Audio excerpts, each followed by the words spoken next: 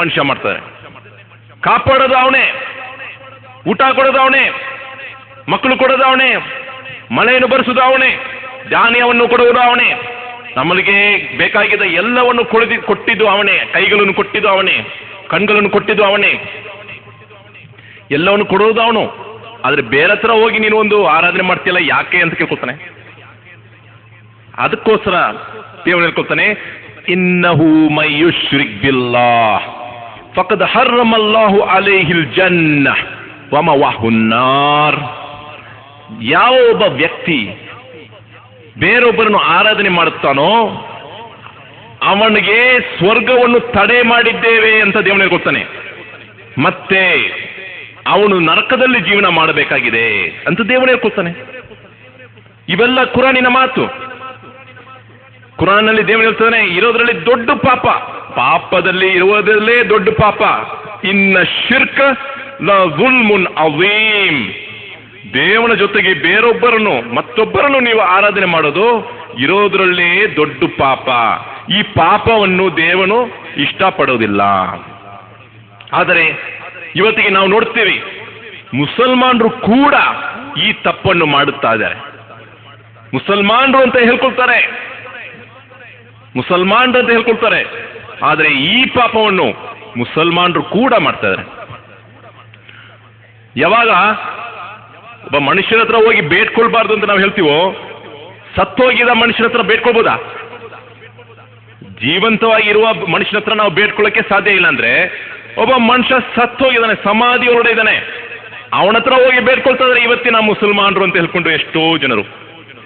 ಇದನ್ನ ಕೂಡ ಇಸ್ಲಾಂ ಹೇಳ್ಕೊಳುತ್ತೆ, ಕುರಾನ್ ಹೇಳ್ಕೊಳುತ್ತೆ. ನೀವು ಬೇರೊಬ್ಬರ ಹತ್ರ ಹೋಗಿ ನೀವು ಬೇಡ್ಕೊಳ್ಬಾರದು, ಆರಾಧನೆ ಮಾಡಬಾರದು.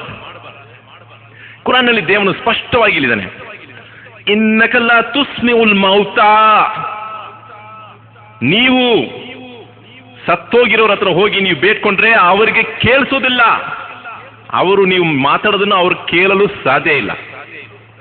ಆದ್ದರಿಂದ ನೀವು ಅವ್ರ ಹತ್ರ ಹೋಗಿ ಬೇಡ್ಕೊಂಡ್ರು ಕೂಡ ನಿಮಗೆ ಯಾವುದೇ ಒಂದು ಪ್ರಯೋಜನ ಆಗೋದಿಲ್ಲ. ಒಂದು ವೇಳೆ ಅವ್ರು ಕೇಳಿದ್ರು ಕೂಡ ನಿಮಗೆ ಯಾವುದೇ ಒಂದು ಒಳ್ಳೆಯದನ್ನು ಮಾಡೋಕ್ಕೆ ಅವರ ಹತ್ರ ಶಕ್ತಿ ಇಲ್ಲ. ಅವರನ್ನೇ ಅವ್ರು ಕಾಪಾಡೋಕ್ಕೆ ಸಾಧ್ಯ ಇಲ್ಲ.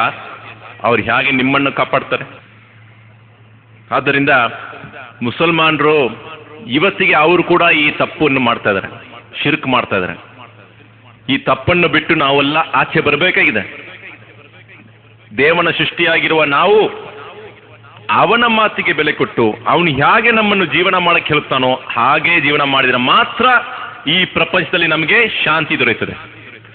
ಕುರಾನ್ನಲ್ಲಿ ಒಂದು ಆಯತ್ತಿದೆ, ಅಂದ್ರೆ ಸೂಕ್ತ 22ನೇ ಅಧ್ಯಾಯ 73ನೇ ಆಯತ್ನಲ್ಲಿ ದೇವರು ಹೇಳ್ಕೊಳ್ತಾನೆ, ನೀವು ಯಾರ ಹತ್ರ ಹೋಗಿ ಬೇಡ್ಕೊಳ್ತಿರೋ, ಈ ಪ್ರಪಂಚದಲ್ಲಿ ಯಾರನ್ನ ನೀವು ಶಕ್ತಿವಂತರು ಅಂತ ನೀವು ನಂಬ್ತಿರೋ, ನೀವು ಯಾರ ಹತ್ರ ಹೋಗಿ ಬೇಡ್ಕೊಳ್ತಿರೋ ಅವರೆಲ್ಲರನ್ನು ಒಂದು ಕಡೆ ಸೇರಿಸಿ ಅವರೆಲ್ಲರನ್ನು ಅವರ ಶಕ್ತಿಯನ್ನು ಉಪಯೋಗ ಮಾಡಿಸಿ ಒಂದು ನೊಣವನ್ನು ಸೃಷ್ಟಿ ಮಾಡಿ ನೋಡೋಣ ಅಂತ ಹೇಳ್ಕೊತೀನಿ.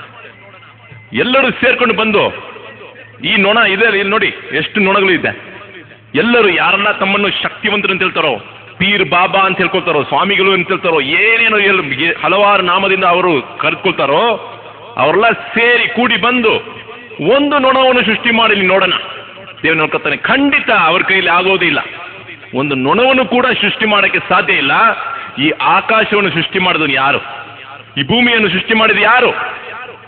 ತಾಯಿಯ ದೇಹದಲ್ಲಿ ನಮಗೆ ಕಣ್ಣು ಮೂಗು ಬಾಯಿ ಎಲ್ಲವನ್ನು ಕೊಟ್ಟಿದ್ದು ಯಾರು? ಅವನಿಗೆ ಅನ್ಯಾಯ ಮಾಡಿದರೆ, ಊಟ ಕೊಡುವ ಆ ದೇವನಿಗೆ ಅನ್ಯಾಯ ಮಾಡಿದರೆ ದೇವನು ಬಿಡ್ತಾನಾ? ನಾವು ಸತ್ತು ಬೂದಿ ಆಗ ಮೇಲೆ ಈ ಪ್ರಪಂಚದಲ್ಲಿ ಕೂಡ ಅವರು ಕಷ್ಟಪಡುತ್ತಾರೆ. ಯಾಕಂದ್ರೆ ಹೇಗೆ ಜೀವನ ಮಾಡಬೇಕಂತ ಗೊತ್ತಿಲ್ಲ ಅಂದ್ರೆ ಈ ಪ್ರಪಂಚದಲ್ಲೇನೇ ಅವ್ರಿಗೆ ಕಷ್ಟಪಡ್ತಾರೆ. ಇವತ್ತಿಗೆ ನಾವು 5 ಬಾರಿ ನಮಾಜ್ ಮಾಡ್ತೀವಿ ಅಂತ ಹೇಳಿದ್ವಿ. 5 ಬಾರಿ ನಮಾಜ್ ಮಾಡುವಾಗ ಏನಾಗತ್ತೆ ಗೊತ್ತಾ? ಅಲ್ಲಾಹು ಅಕ್ಬರ್ ಅಂತ ಕರೀತಾರೆ. ದೇವನ ಕರೆ, ಮಸೂದಿಗೆ ಬನ್ನಿ, ಮಸ್ಜಿದ್ಗೆ ಬನ್ನಿ ಅಂತ. ಅಲ್ಲಿ ಬರುವಾಗ ಏನಾಗತ್ತೆ ಅಂದ್ರೆ, ಒಬ್ಬರು ಹಣವಂತ, ಅವನ ಹತ್ರ ಆಸ್ತಿ ಸಂಪತ್ತು ಎಲ್ಲ ಇದೆ, ಕಾರ್ನಲ್ಲಿ ಬರ್ತಾನೆ ಒಬ್ಬ. ಇನ್ನೊಬ್ಬ ಅವನ ಹತ್ರ ಸೈಕಲ್ ಇದೆ, ಸೈಕಲ್ನಲ್ಲಿ ಬರ್ತಾನೆ. ಇನ್ನೊಬ್ಬ ಅವನ ಹತ್ರ ಸೈಕಲ್ ಕೂಡ ಇಲ್ಲ, ಅವನು ನಡ್ಕೊಂಡೇ ಬರ್ತಾನೆ. ಇನ್ನೊಬ್ಬ ಅವನಿಗೆ ರೋಗಿ, ಅವನು ಅವನು ಒಂಥರ ಕಾಯಿಲೆಯಲ್ಲಿ ಅವನು ಕೂಡ ಬರ್ತಾನೆ ಮಸೀದಿಗೆ. ಎಲ್ಲರೂ ಬರ್ತಾರೆ, ಬಂದ್ಬಿಟ್ಟು ಒಂದೇ ಸಮವಾಗಿ ನಿಂತ್ಕೊಂಡು ದೇವನನ್ನು ಆರಾಧನೆ ಮಾಡ್ತಾರೆ. ಇದು ಒಂದು ರೆವಲ್ಯೂಷನ್. ನಾನು ನೋಡಿದ್ದೀನಿ. ಮಕ್ಕಾಗೆ ಹೋಗಿರುವಾಗ, ಹಜ್ ಮಾಡಕ್ಕೆ ಹೋಗಿರುವಾಗ, ಅಲ್ಲಿ ನಮಾಜಿಗೆ ಬೇರೆ ಆದ್ರೆ ಟೈಮ್ ಬಂದ್ಬಿಟ್ರೆ ಅಲ್ಲಿ ಕಸ ಗುಡಿಸ್ತಾರಲ್ಲ, ಕಸ ಕ್ಲೀನ್ ಮಾಡ್ತಿರ್ತಾರೆ.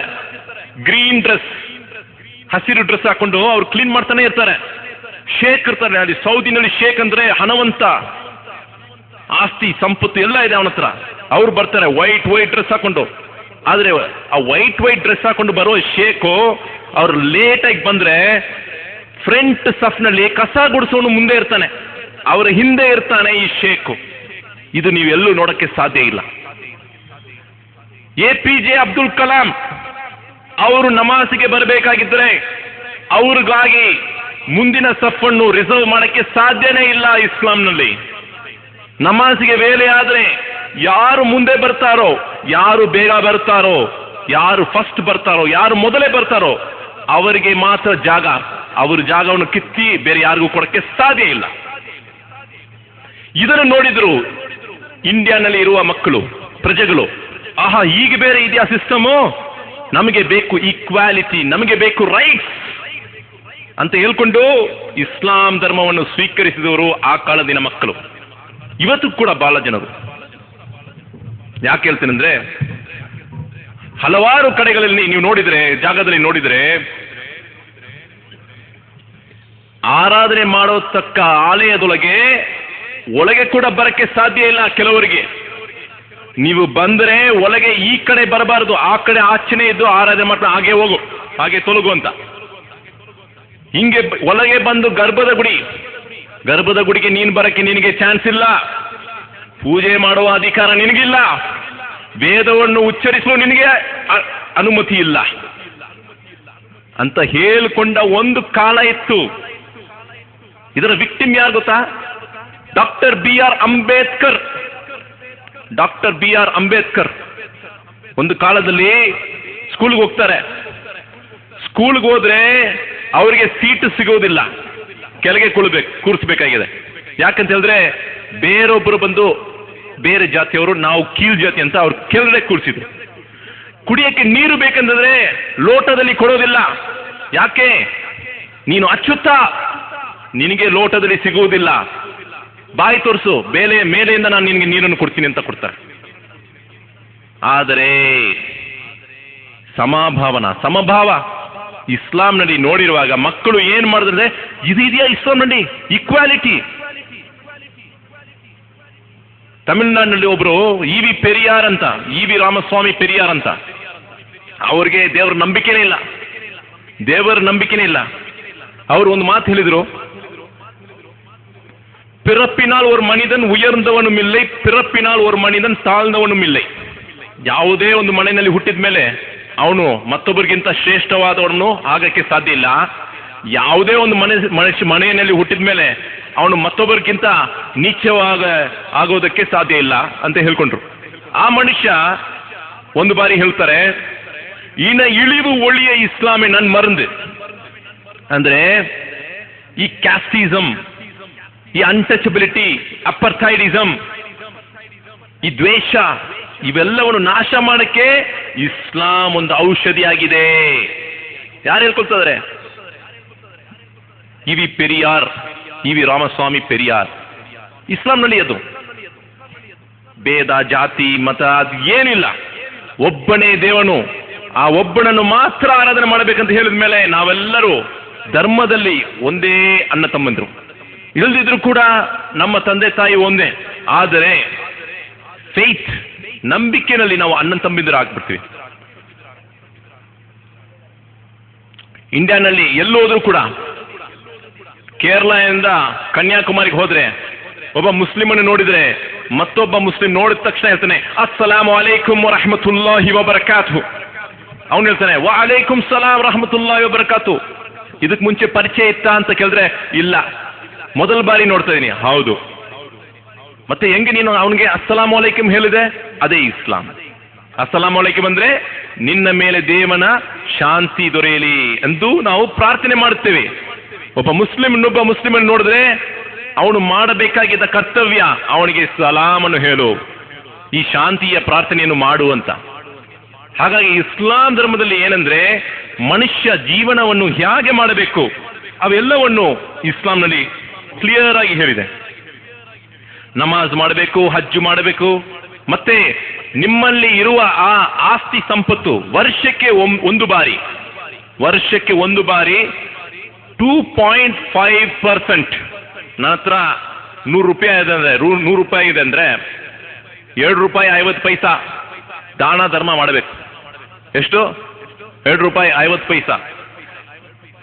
ಪ್ರತಿಯೊಬ್ಬ ಮನುಷ್ಯ, ಈ ಪ್ರಪಂಚದಲ್ಲಿ ಇರುವ ಪ್ರತಿಯೊಬ್ಬ ಮನುಷ್ಯ ಅವನ ಹತ್ರ ಇರುವ ಈ ಆಸ್ತಿಯಲ್ಲಿ 2.5% ದಾನ ಧರ್ಮ ಮಾಡಿದ್ರೆ ಬಡತನ ಇರೋದಿಲ್ಲ. ಈ ಪ್ರಪಂಚದಲ್ಲಿ ಬಡತನ ಇರೋದೇ ಇಲ್ಲ. ಆದರೆ ಯಾರು ಮಾಡಕ್ಕೆ ತಯಾರಾಗಿದ್ದಾರೆ? ಇವತ್ತು ನಾವು ಇನ್ಕಮ್ ಟ್ಯಾಕ್ಸ್ ಮಾತಾಡ್ತೀವಿ, ಸೇಲ್ಸ್ ಟ್ಯಾಕ್ಸ್ ಮಾತಾಡ್ತೀವಿ, ಎಷ್ಟೋ ಟ್ಯಾಕ್ಸ್ ಇದೆ. ಈ ಟ್ಯಾಕ್ಸ್ ಎಲ್ಲ ಒಂದ್ ಕಡೆ ಇಡಿರಿ. ಇಸ್ಲಾಂ ಹೇಳುವ ಈ ಜಕಾತ್ ಕಾನ್ಸೆಪ್ಟ್ ಪ್ರಕಾರ ಒಂದು ಕಂಟ್ರಿ 2.5% ಎಲ್ಲಾ ಪ್ರಜೆ ಹತ್ರನೂ ವಸೂಲ್ ಮಾಡಿದ್ರೆ ಆ ಕಾಸನ್ನು ಇಟ್ಕೊಂಡು ಈ ಪ್ರಪಂಚವನ್ನು ಒಳ್ಳೆ ಉದ್ದೇಶದ ದಾರಿಯಲ್ಲಿ ತಗೊಂಡು ಹೋಗ್ಬೋದು, ಬಡತನವನ್ನು ನೀಗಿಸ್ಬೋದು. ಆದರೆ ಇದನ್ನು ನಾವು ಫಾಲೋ ಮಾಡಲು ತಯಾರಾಗಿಲ್ಲ.